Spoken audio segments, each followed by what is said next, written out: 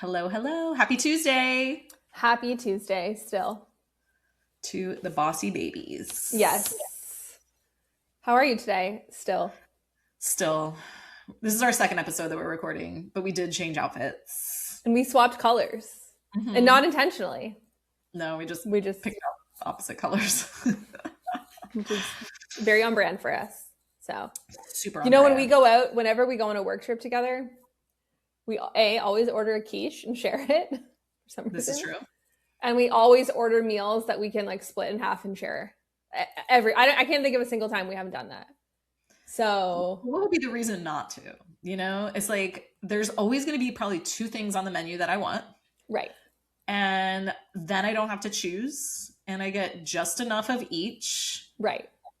And then like one of us will get like salad all the and same things. So you're always like willing to be like, yep, that's the other thing that I wanted to. Exactly. Like, and one of us gets salad, one of us gets fries, and then you get a little bit of both, and it's perfect. Unless it's a bowl, because we also love a warm bowl or a cold bowl. You're into acai bowl, actually. Yeah. I like an ice cream bowl and a warm bowl. Yeah. An acai bowl. And a bowl is technically salad, and I like salad. You love salad. Coco, you know, at school, it was Mother's Day, and I got like one of those, like all these things about my mother, you know, like my mother is 8 years old. And I was like, perfect. Yes, I am. Yeah. And she was like, my mother cleans the floors really well. And I'm like, I don't think you've ever seen me clean the floors. I don't think, okay.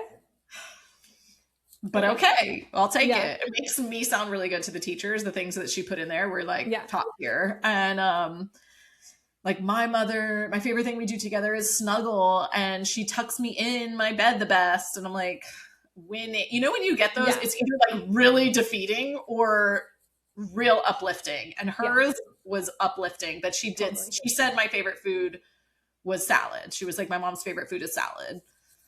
And she was the thing that cooks the best for me, pancakes. And I was like, I can't even remember the last time I cooked you pancakes, but okay. So cute. She's so I haven't got one of those in a few years, and let me tell you, I miss them. They're the best. Yeah. They say that is like the best gift on Mother's Day is that thing. Yeah. Oh, so good. Cherish it. I'm one of those people now, cherish it. But really, those are one of the few things that I'm like, oh, right, I just stopped. You know when people say, like, you don't realize it's your last thing until that is one thing that I'm like, oh, those were like really special, and I don't get them anymore. And I wish I did, you know? Yeah. I'm wondering if this is one of my last ones, because like, do they do it past preschool? Like, I feel like I don't know. I mean, my kids haven't done like a Mother's Day, Father's Day craft in their class in a long time. Part of it, I think, is just like inclusivity. I don't think that like lots of people don't have mothers, don't have fathers, don't have, you know what I mean? Yeah.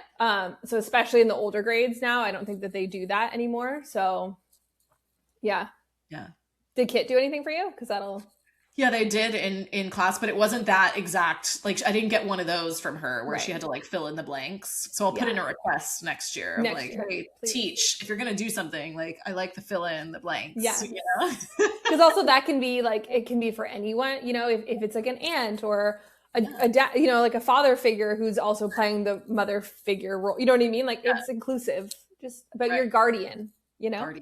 Guardian day. Yeah. Your parent, your adult is what they say. Because Kit knows like one of her friends like doesn't have a dad. Like, the mom chose to have the kids on her own. And so she's like, she's never had a dad. I'm like, like, she's like, she has two brothers. And I'm like, she doesn't have a dad. She's never had a dad. Right. It's not like this weird thing, but I wonder, like, on Father's Day, what do they have the kids do? Like, they know the kids don't have, you know, but everybody else is doing their quote unquote Father's Day craft. So I know what you're saying. Like, it's a little. Does mom get two? Mom gets two. Right, maybe mom gets a dad's one too. Or there's a grandparent. With the preschool that like the kids go to, they probably do that because they definitely know the situation, you know. Mm-hmm. So they probably would like make her an extra, you know, you get a dad's day. Yeah. I love that. Yeah. So I forget salad bowls. That's how we got here. Like, food. I got a lot of plants this year for Mother's Day. That's plants. And Coco's plant came with this little cutout laminated image of her with a garden hoe, and it's the cutest little thing. That's so cute. Yeah. So, preschool crafts. Love them and hate them. There's so many of them. So many. What did I get for Mother's Day? I got a book, Our Perfect Storm by Carly Fortune. It's set in Tofino, which is where I used to live. So I'm so excited to read it. And I got like a very special sprayed edge version of it that I asked specifically for. So I'm really glad I got it. Yeah. And they said that it's a 2-part gift and the second part hasn't arrived yet. So like, bless my sweet family. It just means they didn't order it in time. But like, that's okay. It's okay. I love a holiday extension.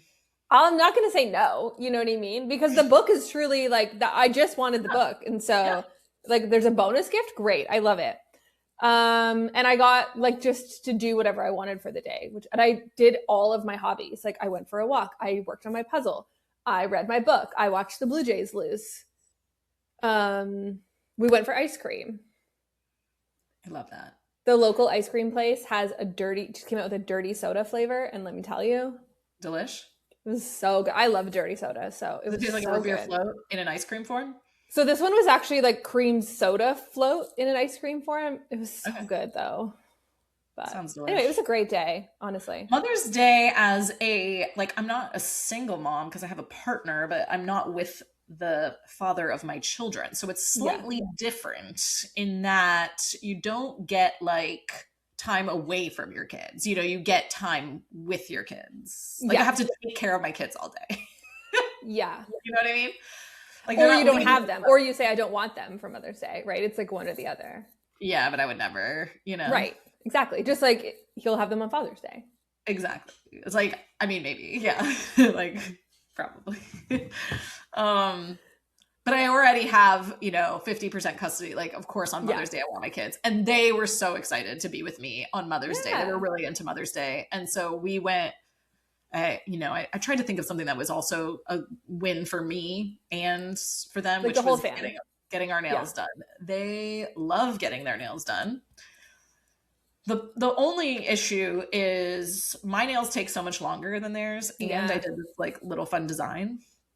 And so they got real antsy towards the end. And by the end, I mean like the last 45 minutes, they were like, are we done? Yeah. They're like spinning around in the chairs. And I'm like, oh my gosh, you guys are really, I'm having to parent you right now. Yeah. In the nail salon while I'm stuck in this chair. So I can't really, Yeah. They're like running around. I'm like, you need to sit down. Like, Coco's like standing on the chair. I'm like, okay, you're going to fall on this like rolly chair in this place and it's going to be a mess. So I did bring their doodle pads, but it didn't last as long as I had anticipated. I was like, all right. And we're done. I remember I took my kids to get their nails done with me once and I was like, never again. Because I would always it just takes so much longer, Right. Yeah. And then they sit there and they won't let them dry. And then it's just like, I'm like, no, I'm not doing this anymore. Oh, and like literally less than an hour after we leave, like they did wait. They got them all dried. Kit's really good about it. Like she understands. Coco, it was hard for her to wait. Are they done yet? Are they done drying? Blah, blah, blah. Then like less than 2 hours later, she had like peeled off half of them. Like she peeled them off. And I was like, why did you do that? And she, I didn't do that. And I was like, oh, okay. You didn't touch them? And then I was like, oh, were they itchy? And she goes, yeah, they were itchy. And I was like, no, they weren't. I just got you to admit that you did peel them off, though. Yeah. By the end of the day, she had peeled them all off of her. Perfect. Her fingernails. Money well spent. Yeah. I was like, okay, and you're never getting your nails done again. Yeah, I was like, and we've just established an age limit, and you're not at it. So you're not ready. Kit, you did great. Yes. Hers are still like all perfect as older sibling, Eldest daughter. Yeah. All right. What are we? Oh, we're jamming today. This is like great that because like post Mother's Day talk into. I think the people want to hear a little bit more about. You recently came out on social media as declared that you are like your work is meant for women, and I think behind the scenes, this is a conversation we've been having for a long time. Like, are you really at a point where you can say this publicly?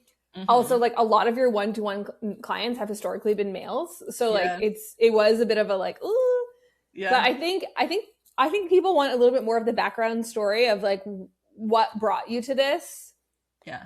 And this is more of a like get to know the boss episode as opposed to like a tactile explainer episode. Get to know sort of bossy. Yes. Yeah, it's funny. I'll have to do one on me one day, but I don't have an interesting story like you. So yes, you do. Yes, you do, Miss Pastry Chef. So before we like even dive into that, one thing I've noticed, and this could just be like not related at all, but like I feel like my content on social media has been ever since I said my work is for women, like my reach has been like terrible. Really? Isn't that interesting? I was like, it could be something totally different. It could be the algorithm is changing. It could be a million things. It could be my content. I will never blame it on something else. It could be that my content isn't as interesting, but I'm getting the opposite feedback, like in my inbox and like with people actually who I talk to being like, oh my gosh, I love what you're putting out, blah, blah, blah, blah, blah. That has increased, right? While my reach has decreased. So I'm like, interesting. I used to get thousands of views on a single post or a reel or whatever. And now I'm like in the 200, 400 jail. They call it like the 200 view jail or whatever. I'm like, yeah. Is Masari throttling me because I want to work with women? Probably. But we shall overcome, like we always do. We shall prevail. That's not bothering at all because that's not really where I get most of my customers. So it's fine. Yeah. Do your thing, Instagram. Yeah. Do your thing, you know?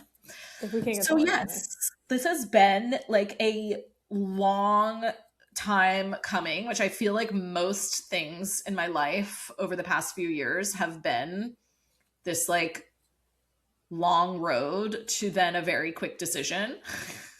like agonizing over a decision, and then once it's made, action is taken, and like we're done. It's done.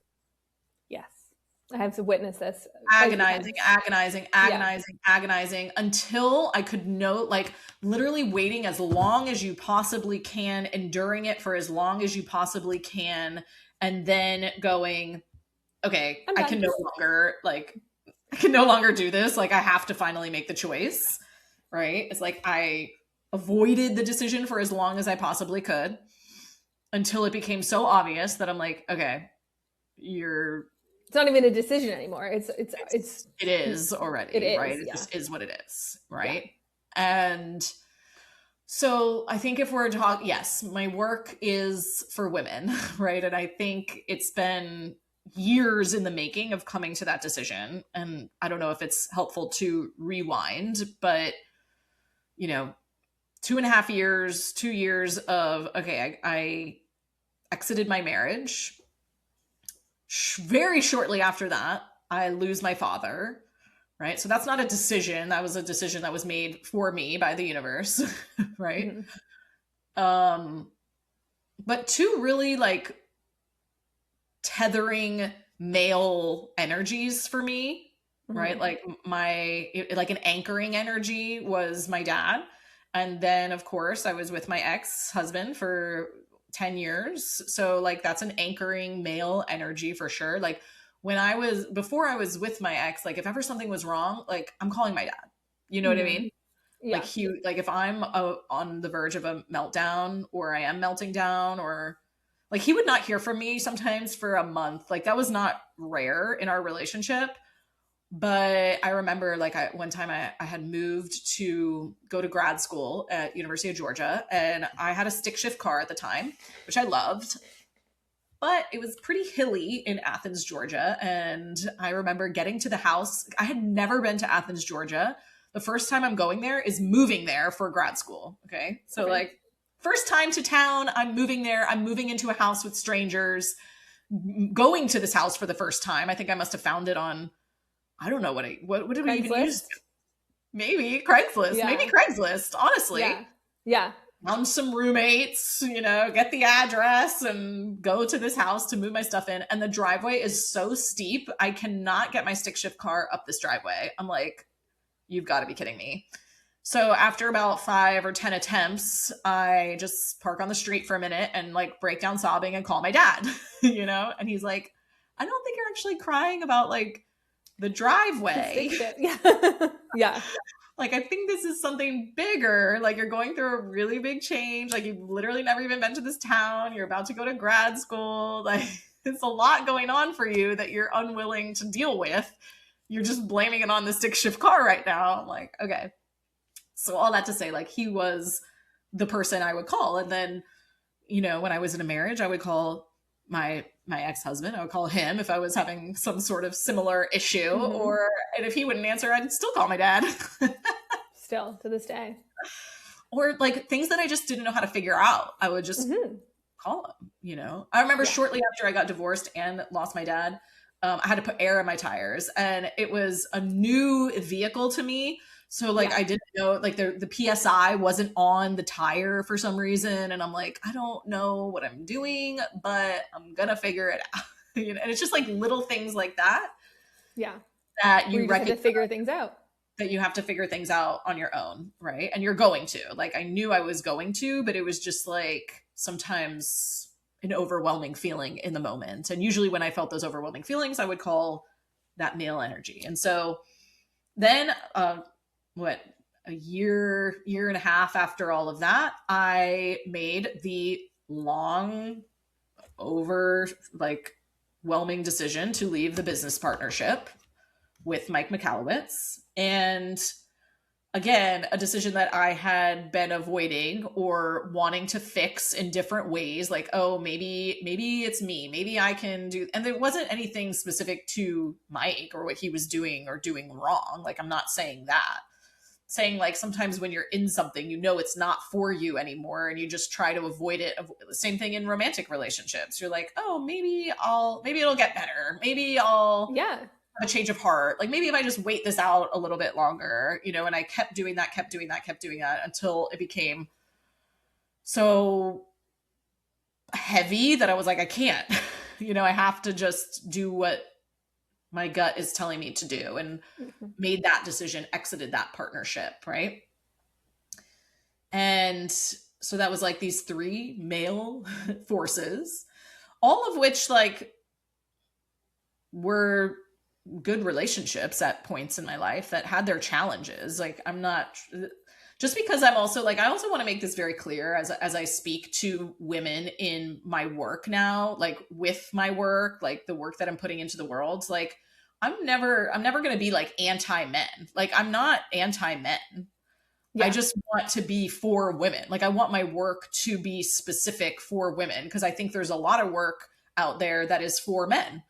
And that has been written for men historically just because it's been by men, right? Yeah. Or there weren't even like women within the space for decades and decades. And so just by natural discourse, like it was created for men, right? And so now I'm not saying I'm anti-men. And if you're a man and want to still benefit from my work, you can, right? Like you can still, you know, if it resonates, then go for it, right? But I have now this like very, again, it was a decision that like I couldn't no longer make. I was like, okay, it's been like calling me for years. It's been getting clearer and clearer with each challenging decision that I made in my personal life and in my business life. I was like, okay, now I'm a little bit more clear on what I want. Like after the divorce, I felt like I was a little bit more clear on the business and like what I wanted next and what was like true for me versus what I was just like surviving through, you know?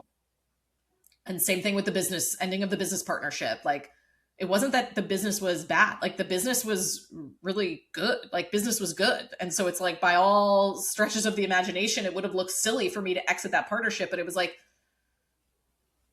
I just couldn't be true to myself anymore and stay in it. Right. And so when I exited that, like things start to become a little bit clearer. And it's like every hard decision I made, things became a little bit clearer, a little bit clearer, a little bit clearer.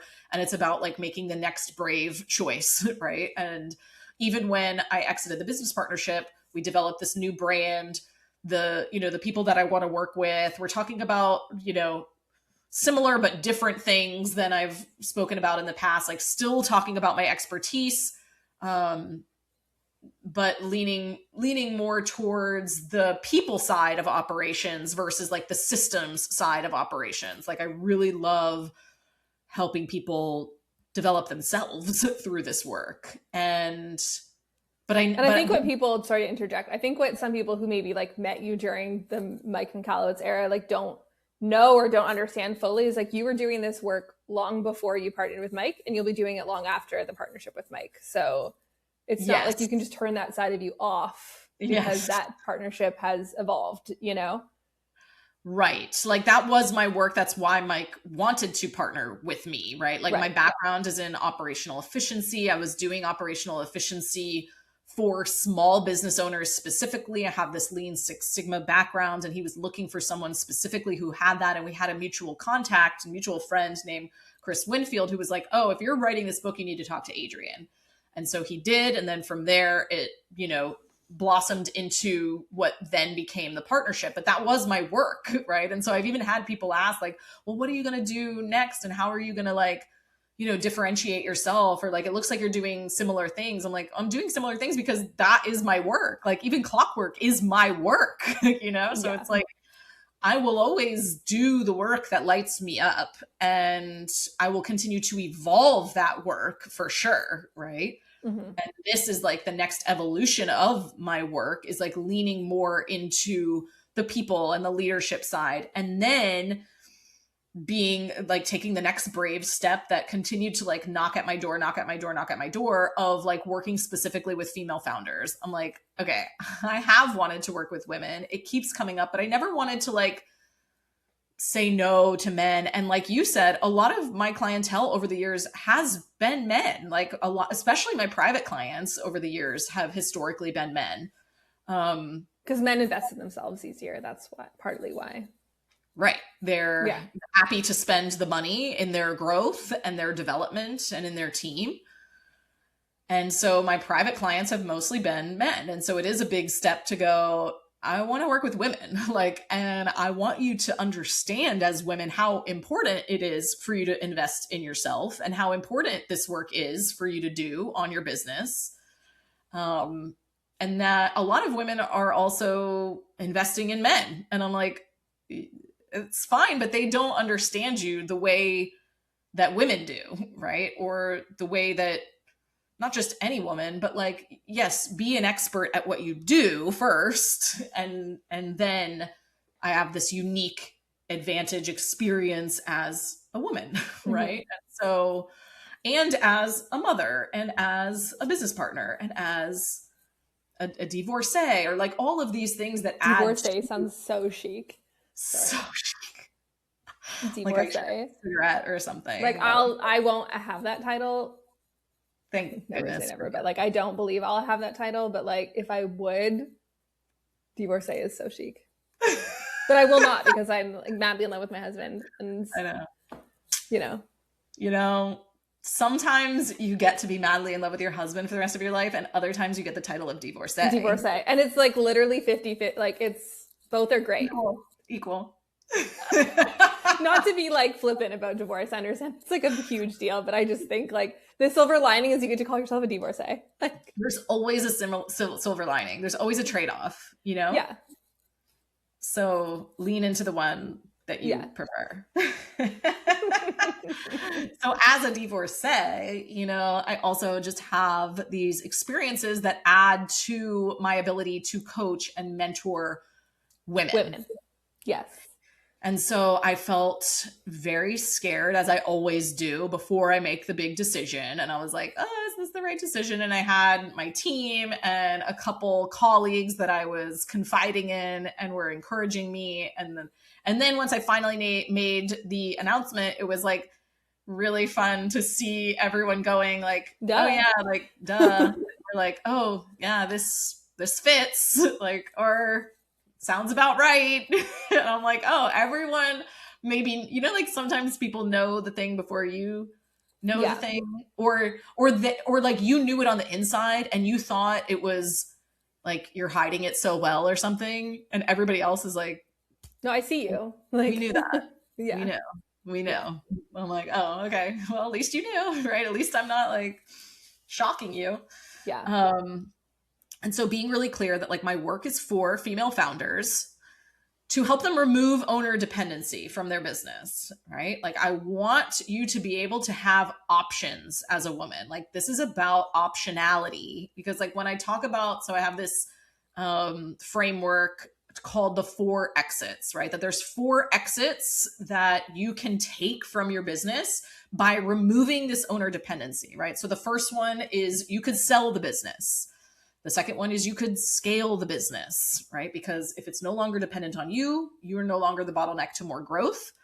Or you could step away from the business, which means, oh, maybe Tuesday afternoons with the kids or every afternoon with the kids, right? Or having hobbies for yourself. Like one of our clients just was telling us about how she's taking the summer off to be in musical theater. That's been one of her goals.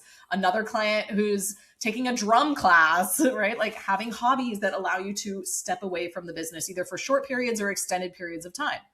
And then the fourth one, succession planning, right? So that you have a business that actually becomes a legacy for you and not just a liability for the people in your life if you have to exit this world.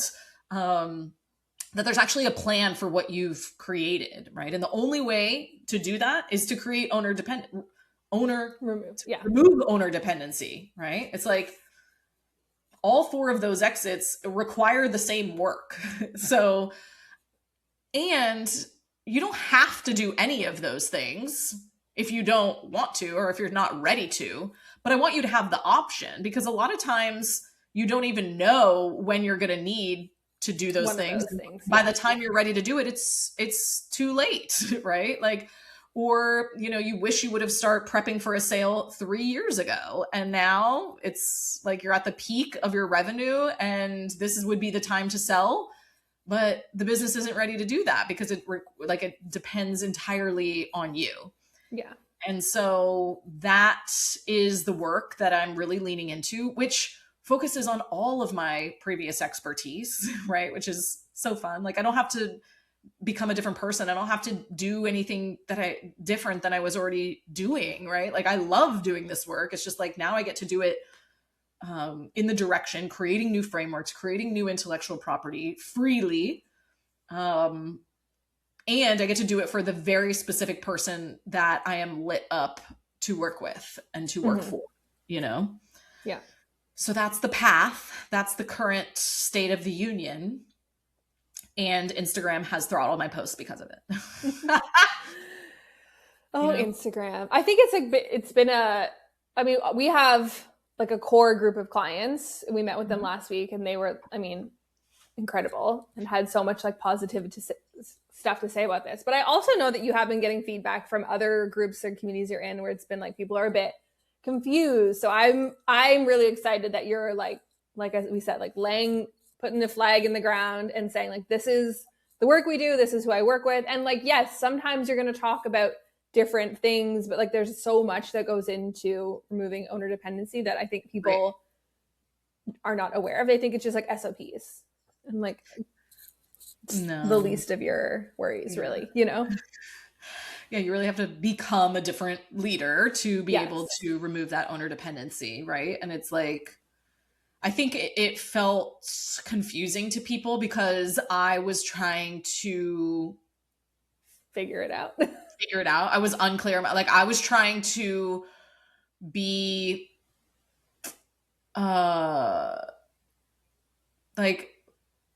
be something that people could. I was trying to not put my stake in the ground, I think, which was making it confusing. You were trying to be something for everyone. For everybody. Which is... I was trying to be something for everybody without being really clear of who I was actually for, which is everybody's cardinal sin, right? We all fall victim to like these things all the time, right? It's like, it's scary to say, I only do this, because it does eliminate, in this case, half of your potential clients right off the bat before they've even gotten to know you, Right. Yeah. So I think and at first it's like, oh, you're trying so hard and you're putting all this work out there. And then someone gives you the feedback that it's confusing. And at first that's like, sucker punch to the gut. Yeah. But then I was like, no, like, this is actually very helpful feedback that guides me in the right direction. Right. Of like, okay, she's right. Right. Like and I can't expect every single person to read every single post that I'm putting out. And so for me to expect that someone has completely followed this journey the entire way, from the ending of my partnership with Mike to what we're doing now, to the new brand, to the new name, to the new whatever, like, yeah, we can't expect that everybody has seen all of that, even though it would be nice if they knew exactly like what was going on. Maybe I just need to do a carousel post of a timeline. Yeah, and pin it. Yeah. And share it every week. Pin it. Yeah. Pin it to the top.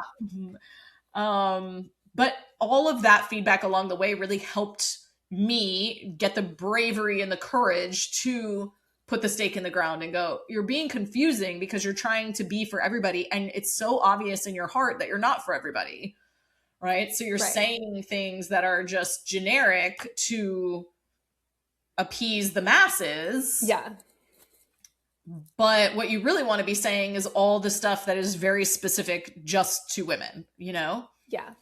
I mean, the great Taylor Swift said, a friend to all is a friend to none. You know, if you're going to be for everyone, you're for no one. That's right. So.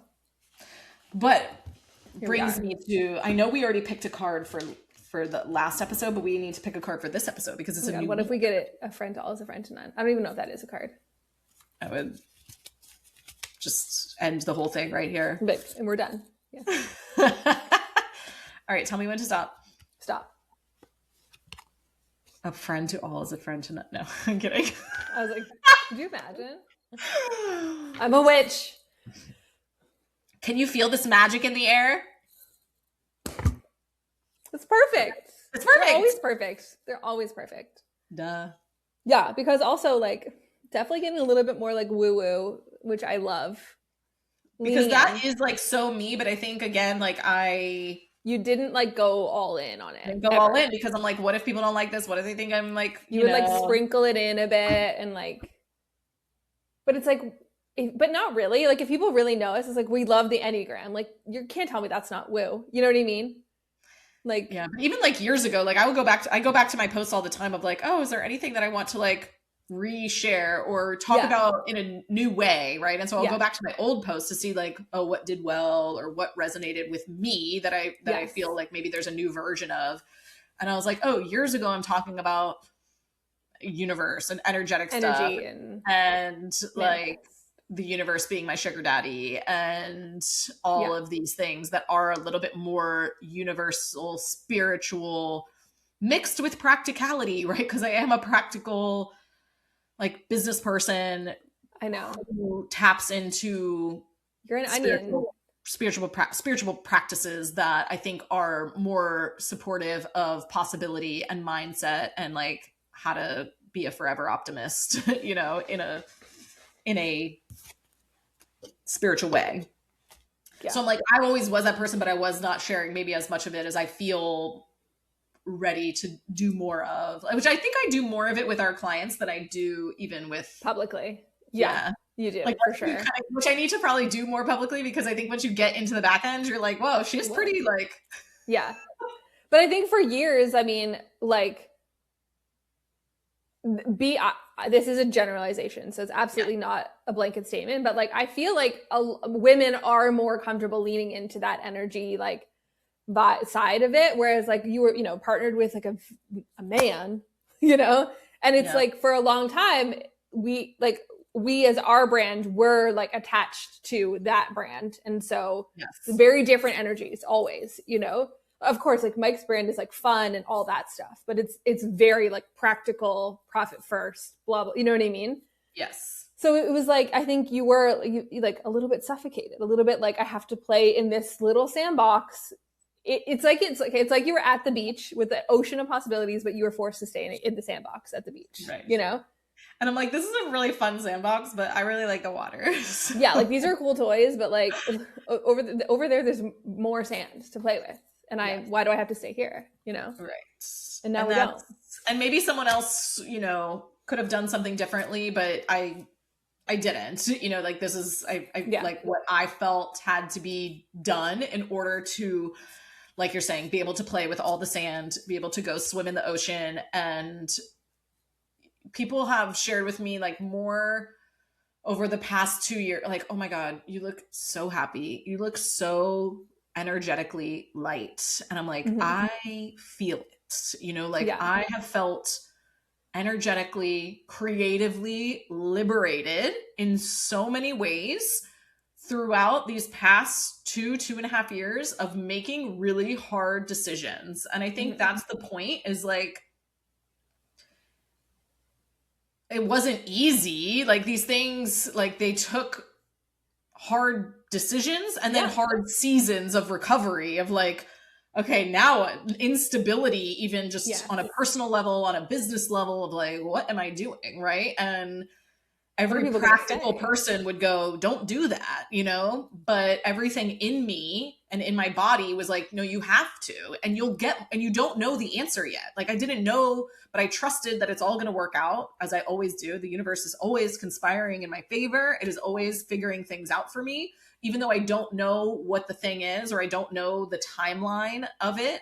It's like, I had to just trust that, like, this is the path forward, because it can no longer not be the path. I can no longer just sit where I am, even though I don't know what's next for me. Like, after the partnership end, like with Mike, like, I didn't specifically know what was next for me. I just knew I could not do that any longer, Yeah. The path was not, like, it was not even a path anymore. Like, the universe had set you on the other path and you were walking it. And it was like, it was not even the work of Clockwork. Like, Clockwork, no, because like, we love Clockwork. It's still my work. It's still my brain. All of our certified partners. We love people implementing Clockwork. Like, we support still people implementing Clockwork and cheer them on and are like, do it. Clockwork your business. Absolutely. It was just like, I couldn't be creatively, like we're talking about, my full self. I couldn't speak to the people I wanted to specifically speak to about the things I wanted to speak to them about under that brand or lens or container that I was in, right? In that sandbox, I couldn't do all the things that I was being called to. And I didn't even know what they were. I couldn't even be called to them until I exited it. Yeah. So it's like, sometimes we want this like perfect clarity before we make the hard decision. And I'm telling you, like, I've never had it. Like, I've never had like perfect clarity before I made the hard decision, but the universe has always rewarded me afterwards, because right now, like, I feel, especially like each time I've made a hard decision, I've felt more clear, like more aligned, like more creatively lit up. And right now, like, after communicating to the, to our community and our audience, like, I'm only working with women, and like, I'm working with female founders, and here's what I specifically do with them. And here's why it's so important. Like, you can go and look at my socials. Like, I feel like what I'm talking about, I feel so aligned to that it feels so much more clear. I'm like, oh, that's a no, that's a yes. Like, this is what we're doing, Yeah. And before, I might like grasp onto things of like, is this the thing? Let me try this. Let me try that. Yeah. Or should I talk about this? Or should I talk about that? Like, no. Or should I talk about nothing and just be quiet? Yeah. Which was like another big, red flag, as your friend, coworker, teammate was like, oh, she's just like turtling in her shell right now because she's not inspired or feeling like there's anything to say. There's nothing to come out for. So yeah. Yep. So that's where I'm at right now, feeling really good, aligned, creative, feeling like all of the decisions are lining up and moving me in the right direction, as they always have. And I trust that they always do, and they always will, as long as I'm faithful enough to like keep doing the hard thing, like, one of my like favorite, I don't know, mottos, principles of life is like, I work really hard to make my life really easy. Yes. And sometimes working really hard just means like making a really hard decision. Yeah. It's not always like about, and like living in the discomfort of that decision, the temporary discomfort. Yeah, living in the discomfort of it, right? Because there's so much discomfort before you make it anyways that you avoid. Honestly, once you just like make it, decide, it's so much easier. So much easier, so much better. Because it's like, it could suck great. On the other end, or it could be great. You don't know, because you're too afraid to make a decision. But if you're already in this like yeah, then it's sucking already. It's already sucking. Yeah. So you might as well move, right? Like take an action, and then you'll learn something one way or the other. Yeah, and it's not like anything, I think, like nothing is permanent, nothing is forever, nothing is guaranteed. You can make the decision because it felt sucky. Your decision could have been the wrong one or not land you then you just make a different decision. Like then you just keep moving, you know? Well, that's like, I mean, even me, you know, people might be like looking at me, judging me, like, oh, when I ended the partnership with Mike, like, why didn't I just come out at that? It would have been much more potent if I came out right at that time with the new brand and it was just for female founders and this is what we do. I recognize that in hindsight. And do I wish that I had had the foresight and the like, you know, to our know. Ducks in a row? We did not have our ducks in a row. Yeah, like our ducks. You know how long it took us to come up with a name? And even now, I'm like, is it the right name for what we do? I don't know, right? But I had to make a decision. And it was a time crunched decision because I had made the other decision to leave the partnership. And I had in my negotiation a certain amount of time that I had to do something else, right? And like, I'm not going to judge myself now for going, you should have known at that time to come out strong and potent that like, I'm working with female founders and this is what we do. And we work on the 4 exits and we remove owner dependency. I'm like, yeah, that would have been nice, but that's not how the world works. Right. And that's not how things work sometimes. And so I can't beat myself up that 6 months ago, I should have come out with all of that branding then. It's like, okay, well, I didn't know at the time. I didn't know what I didn't know. And I needed that period of time to just test things and practice things and try things on and build up a little bit more courage and build up a little bit more bravery outside of that previous container that I was in, right? Like, because I had been in that container for 8 years. Yeah. Right? A long time. Yeah. Long time. Like almost a match to my marriage, literally. Both of those containers, right? And so it's like, okay, I maybe needed some breathing room. And then I was finally ready to like, okay, actually the work is here. So it's like, okay, there may even be more branding, quote unquote, evolutions as we continue on, you know, of like the name. And I don't hate the name, but like, is it as perfectly aligned to, I don't know, right? And maybe we're not getting a new Google workspace though. I can tell you that right now. I'm not changing my email address again. No, I think like the corporation will always level 11 figures. But it's funny because like when I was operating under like my Adrienne, just as my personal brand, before I was run like clockwork, I was just operating off of Adrienne Dorson, right? Like AdrienneDorson.com that's where you bought programs, services, free things, podcasts, whatever. But my company name was Lean Growth Group. Yeah. But no one ever even knew that.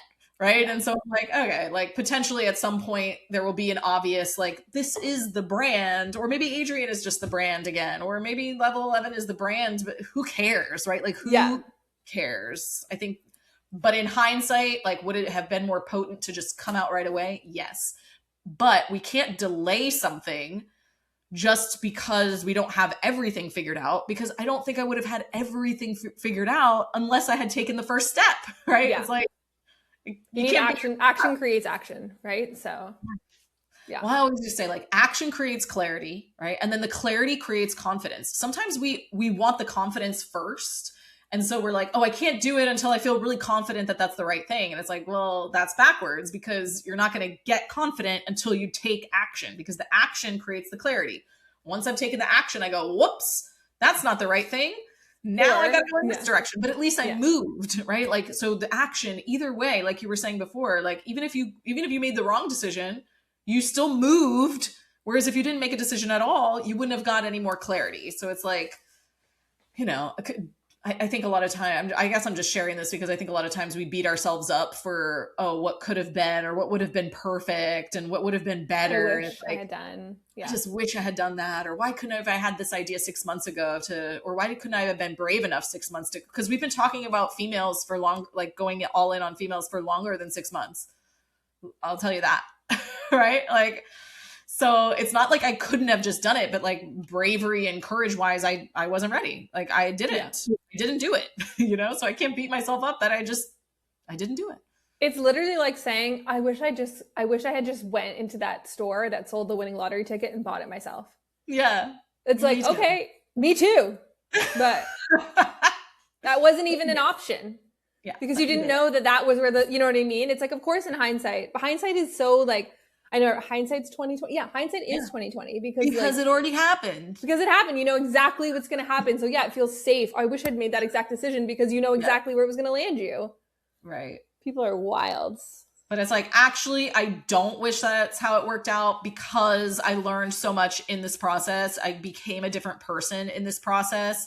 And that's where all the learning is, right? It's like, if I just would have, everything works out for me immediately. And it was like, okay, well, where's the fun in that? You know? Yeah, like everything works out for me.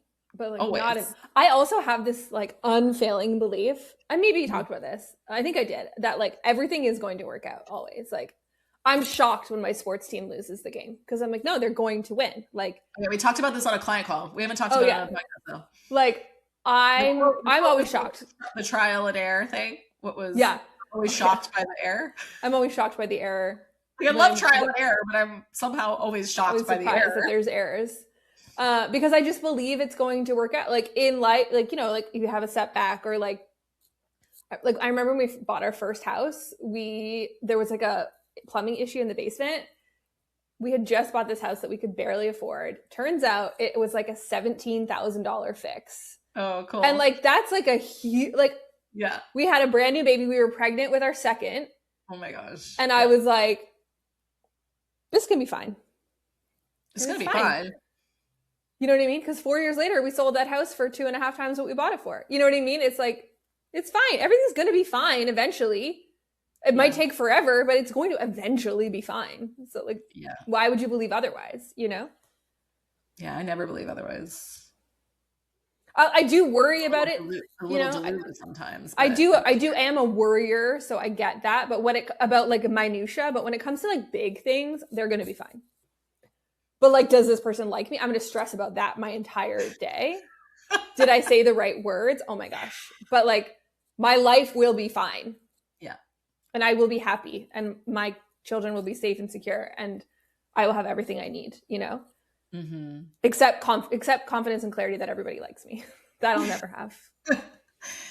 As I like lean more into like the work that I really feel passionate about doing and who I want to work with and what I want for my own life, my selfishness around what I want for my own life, which I think all of us should be that way, that I cared less and less about like what these other losers think about me.